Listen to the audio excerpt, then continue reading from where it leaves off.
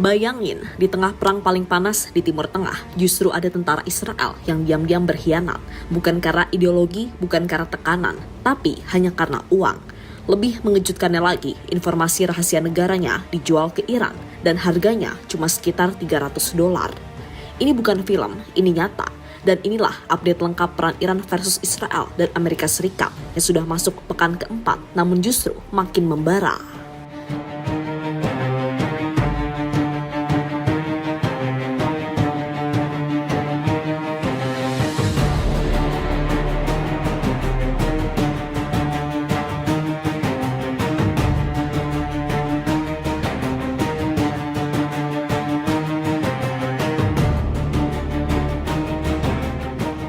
Perang antara Israel dan Iran bukan sekedar konflik biasa. Ini adalah pertarungan dua kekuatan besar yang saling mengincar kelemahan satu sama lain.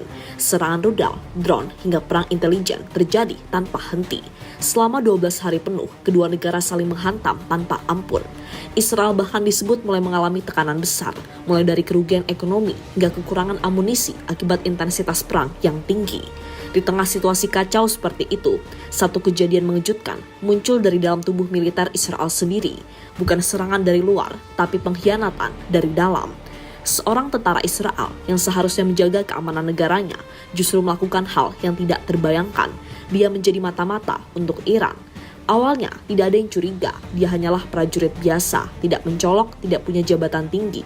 Tapi justru disitulah letak bahayanya. Karena tanpa disadari, dia memiliki akses ke informasi penting, dan akses itulah yang ia jual. Menurut laporan resmi, tentara ini mengirimkan video dan data sensitif ke pihak Iran. Isinya bukan hal sepele, mulai dari rekaman sistem pertahanan Israel, lokasi jatuhnya roket Iran, hingga dokumentasi dampak serangan.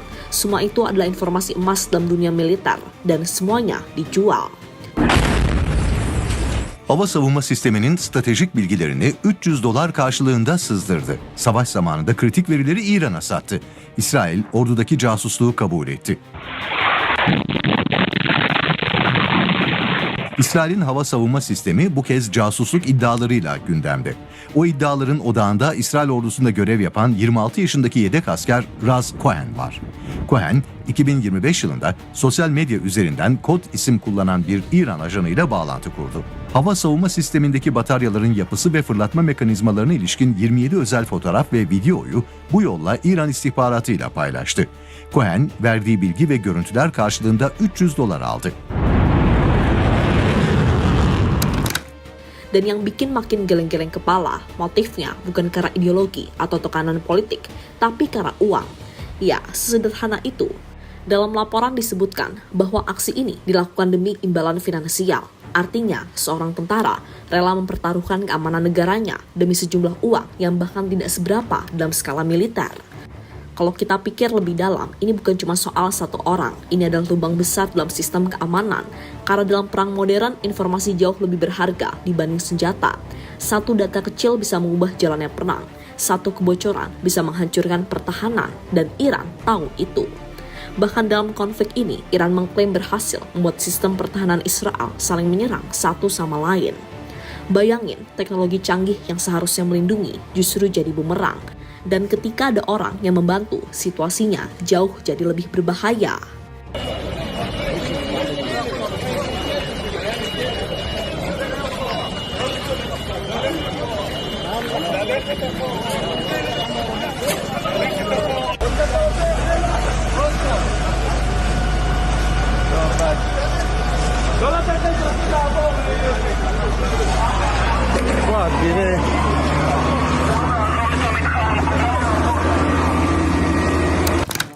Iran berhasil melemahkan mental tentara Israel.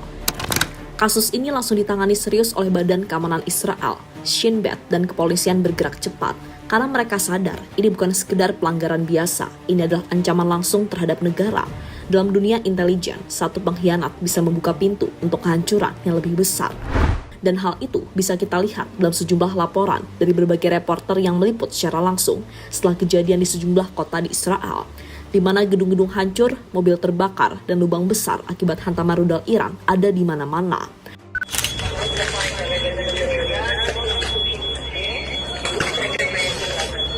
and rubble from the site of a direct impact in Tel Aviv.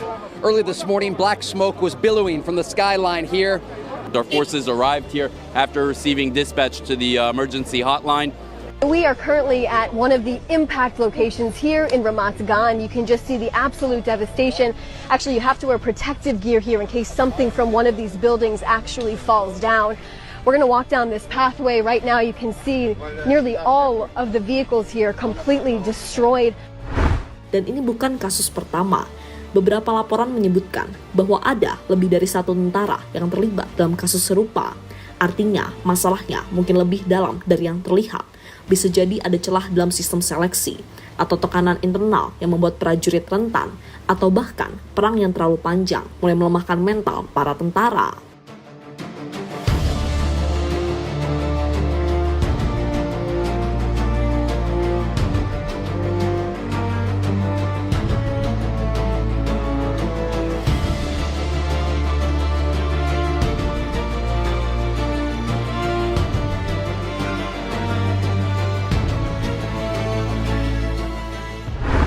Alasan rudal Iran selalu tepat sasaran.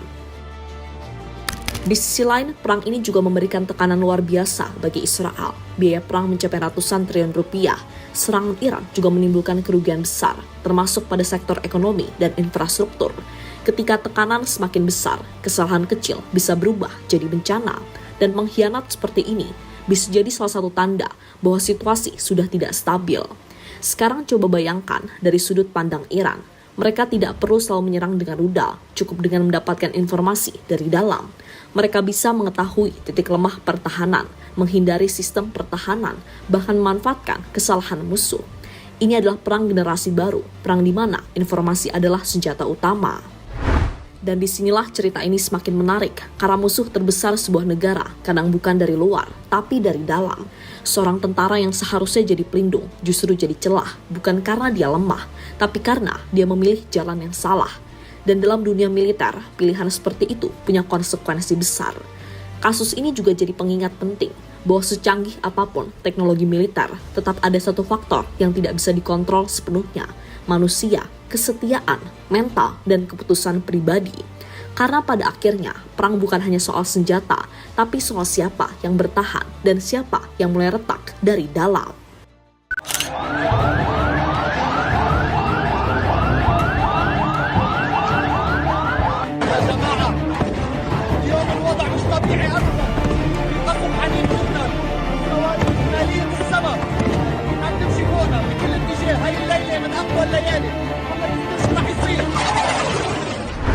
Dan terlepas dari apapun, pada akhirnya pengkhianatan ini mungkin hanya dilakukan oleh satu orang, tapi dampaknya bisa mengguncang satu negara. Dan dalam perang sebesar ini, satu celah kecil bisa jadi awal dari kekalahan besar. Jadi sekarang pertanyaannya, kalau musuh sudah masuk dari dalam, apakah pertahanan masih bisa dipercaya?